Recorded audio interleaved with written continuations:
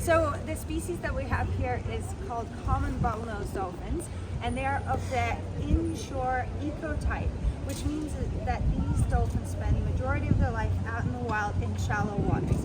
They are not deep water dolphins, and they are not the dolphins that you would most likely see if you go out on boats and you see bottlenose dolphins. It's a different ecotype, okay? And the reason I mention this is because they look different as well. They are lighter in color, and that makes them adapted to the shallow waters, and they are smaller than the bottlenose dolphins here in Hawaii. If you do ever look out and see dolphins close to shore, that's most likely spinner dolphins. Have you heard of that species before? Yep. Yeah. What are they known for? Spinning. Exactly. So spinner dolphins oftentimes will leap out of the water parallel to the water and do large spins, or even upwards. That's how they got their name. That is a completely different species from what we've got here. They're much smaller, and they are nocturnal, whereas these guys are diurnal just like us. So they rest during the night, and they are awake and active during the day. The spinner dolphins, on the other hand, are nocturnal, so they hunt and are active at night, and then during the day they come close to shore and they rest. And what sometimes looks to people like they want to hang out or swim, or they're so relaxed and they're so chill, is actually them sleeping and taking a nap. So it would be very important to not disrupt their natural activities and habits and behavioral patterns. And the reason I mention that is because, again, thank you for coming here, because this is the responsible way to swim with animals, and which is why it is illegal to swim with dolphins out in the wild, because we don't want to disrupt such behavioral patterns such as the spinner dolphins here in Hawaii. The other thing about choosing Dolphin Quest or any other location such as this to interact with animals is that our animals have been taught to do these programs, which means that they feel safe. They never feel threatened. We teach our guests to interact with them in a nice, calm, gentle manner. And we also teach our dolphins to be nice, calm, and gentle, so they don't feel ever any kind of need to be threatened or react in any way that could be unsafe for you guys, which is not the case out in the wild. Out in the wild, we cannot predict these animals. We don't know how they are going to react to people, whether they get scared or feel threatened, whether they have a baby with them and they might feel protective over that baby. We just don't know what we get. Whereas here in this environment, it is very safe for both guests and our animals. And as we're talking about safety, I obviously want to mention, because that's our job, is to make sure that you guys know how to interact with our dolphins, okay? First thing, when we touch the dolphin, we can touch them anywhere on the body except for the head, okay? The reason is we've got our eyes on the side of the dolphin's head. We've got the blowhole on top. That's kind of like their nose, where they breathe from. And then the mouth at the front. That is used for exploring the environment, eating, and so on. So we want to make sure, as people who don't know these dolphins personally, we ask you not to reach out and touch them on the face, because no one really likes that. Nobody likes a stranger's hand close in their face, right? It's just unpleasant. Whereas you will see our trainers touching the dolphins often around their head, because as you know, if you have a loved one or somebody that cares, you obviously can let them, it can be even nice when somebody touches your face in certain ways. So we have that relationship, that strong bond with our dolphins, so you might see us doing it, but we ask you not to, okay? And also we want to make sure we don't accidentally touch them in the eyes or that blowhole or around the mouth, especially when they're eating, right? And do they only breathe through the blowhole, or do they ever breathe through their mouth? Great question. They never breathe through the mouth. The mouth is only for eating, really. They don't even drink water. Did you guys know that? They don't drink any all water. The water's from the food, I guess. Exactly. Okay. Huh. Yeah. So the mouth is literally just for eating. And what is our mouth besides eating, breathing? There's something else that we do? Talking? Okay, exactly. They don't do that either. Do you know where the sounds come from when the dolphin makes some sounds? Blowhole? Yes. Okay. Very good. Actually, great segue, thank you for that, to our next topic. So, you are absolutely right. The sounds come from the blowhole. So It's essentially kind of like a nose on top of their head. So inside we still have those nasal sacs, and kind of like the nostrils, but over the top we've got one big muscle that closes and opens to make sure that to keep that water out in between those breaths, okay? We don't want any water going in there because that's connected to their lungs, okay? We don't want any water in there. So as they're swimming past, you might see that blowhole open. That's a muscle, opens and then closes. So that's a very, very cool muscle because it can make lots of different shapes. And if you've ever played with a balloon and stretched the opening and makes little squeaky sounds, that's exactly what the dolphin does to make their sounds. They're essentially manipulating that air into sound, just like that balloon, okay? So that's how they create sound, is by blowing out air and moving that muscle in all different shapes and noises, okay? So, and please interrupt me if you have questions, because otherwise I just keep talking. I don't get offended if you interrupt me. All right, so their sounds come from the blowhole, but they also have this really cool sense called echolocation. Have you ever heard of that before? Yes. Yep, great. So the way they do it is, as mentioned, they create their sounds from the blowhole, but then they have this really cool forehead. We call this a melon, and it's filled with very special kind of fatty fluid, or viscous fluid, I should say, and that acts as kind of like a beam, so they can control where the sound goes, okay? So they can control whether it's really directed or wide, and then through that melon, they send that sound out through the blowhole, through the melon, and once that bounces off an object, they actually receive the sound through their lower jaw, okay? So bone is a really good conductor, and I've done this job so long that I used to try and explain this back in the day, but now we've got those bone headphones, Yeah. so now it's much easier. So thank you, technology. Now everybody understands that you can conduct sound through bone, okay? So they receive it through their lower jawbone, and that then goes to their inner ear. When you guys are going to be swimming today in the water, just behind their eye, you will see a tiny little pinhole, okay? That's their ear. That's their outer ear. They don't really need these big antennas to catch sound like we need in the air, because in the water the sound travels a lot faster and a lot better, and they don't need to catch it from one side and direct it towards their face. They can see almost 360 degrees, and they can hear very well, and it can come through the bone as well. So once that comes back, their brain then can analyze that information, and then they can make a mental image of what is out there. Is it a fish? Is it a bit of algae? Is it a prey, predator? How big? What they're made out of?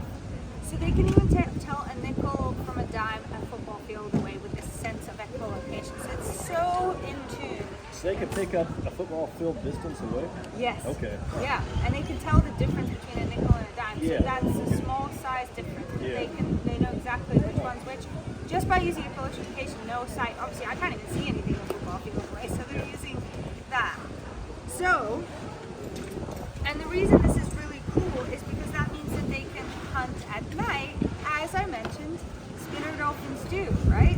They can hunt at night, and this particular species, the common bottlenose dolphins, of the inshore ecotype, they tend to create little mud nets by slapping the water or creating bubbles and trapping the fish in, and then the fish essentially get trapped into a little mud wall that they can't see through, but the dolphins can use their echolocation, okay? There's even river dolphins that live in murky waters where they barely have any eyesight because it's so murky they don't need eyesight, so they just have really good echolocation to explore around their environment.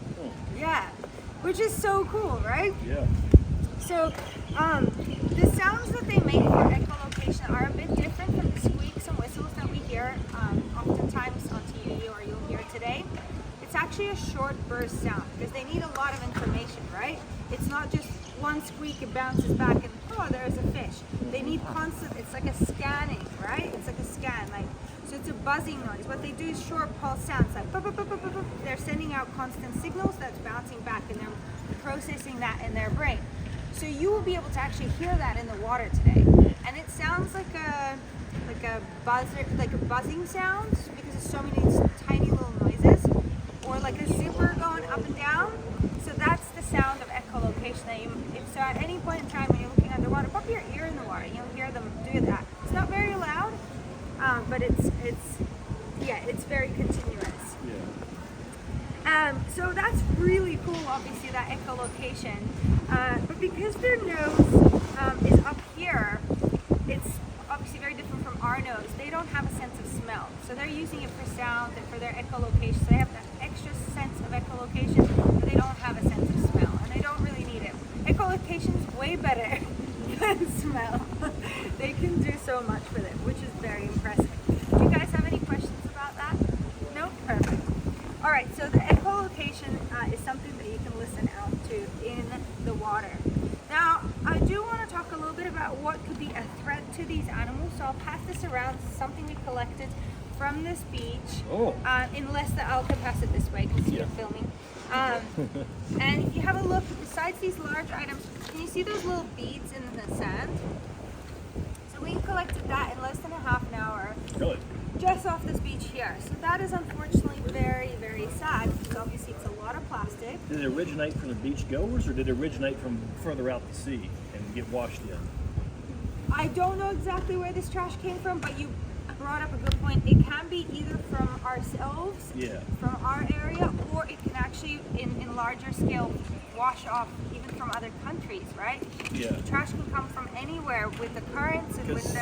When I was in Costa Rica several years ago, on the eastern side of Costa Rica, it's known to be a beautiful rainforest. When you go to the beach, it's just insane amounts of trash everywhere. They say it comes from the fishermen and the cruise ships. Yeah, absolutely. So you're absolutely right. Sometimes it can even travel from country to country, like from, countries that don't have the same culture or same regulations about trash management, where it gets dumped in the oceans and stuff like that. It can travel through currents to different countries. So unfortunately, a lot of the trash, there has been some really cool studies made actually where they've analyzed where the trash comes from, and there's like products that you've never seen before in this country, so they're obviously coming from somewhere else in large scale. So that's really sad, obviously. Besides hurting our animals and our own environment, with these microplastics, the ones that are really tiny, small organisms eat them. And then, you have one little shrimp or krill or something that eats a little bit of plastic, and then you have a couple of fish eat that. Lots of those little microorganisms, so it accumulates in those fish, and then you have a bigger fish, eating more tiny fish, so it all accumulates up the food chain where? In the top predators. And who are the top predators? We are. Yep. Our dolphins are in the water, Our sharks are in the water. We are generally a top predator. And you're absolutely right. We end up having that bioaccumulation in our bodies. They end up having bioaccumulation in their bodies. And any large animal will have that. And that's really sad. So there's this crazy statistic. I did not believe it when I heard this, but I Googled it. I didn't go any further. I didn't read the scientific paper on this. But Google says that we as humans on average eat a credit card worth of plastic every day. Yes. Every week, sorry. Every week. That's really horrible to think about, isn't it?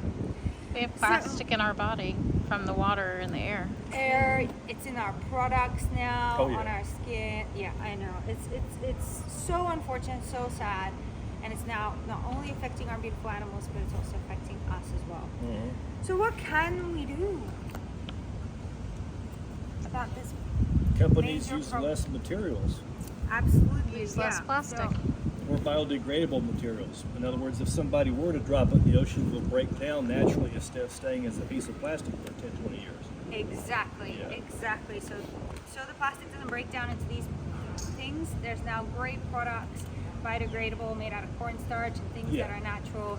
There's some Like paper straws instead of plastic straws. Exactly. Yeah. So Absolutely. the turtles don't get hurt.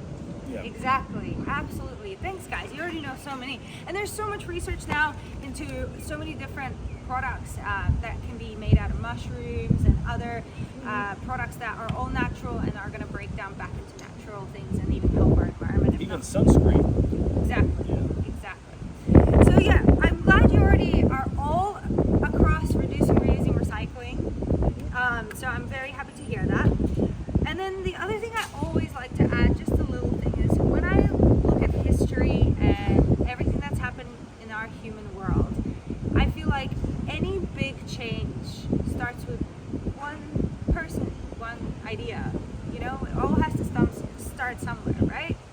You know, good or bad change, it always starts somewhere with somebody's action, somebody's influence over other people. So I always like to say, whether that's you, whether you know someone, you know, we need major change. We can all do our part, which is great, we have to, but we need a big change in the world here, you know, and big changes in the world start with one person.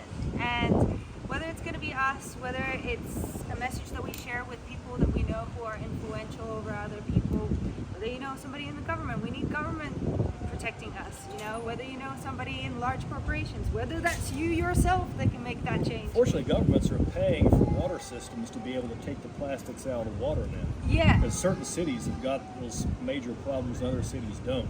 Exactly, and those initiations started with one person. Mm-hmm. We need more and more and more of that. So, there we go. You're the person. Okay, you're gonna fix everything for us. I do work in water and sewer quality and stuff. So Great. I work with a lot of local governments, help them get funding to improve the water Perfect. plants. See, I've Yeah. reached the right person. Yeah. So please help share the message. You already know about this. Stormwater control, all that stuff. Great, great. Mhm. This is exactly. Waters are obviously a major part of our life.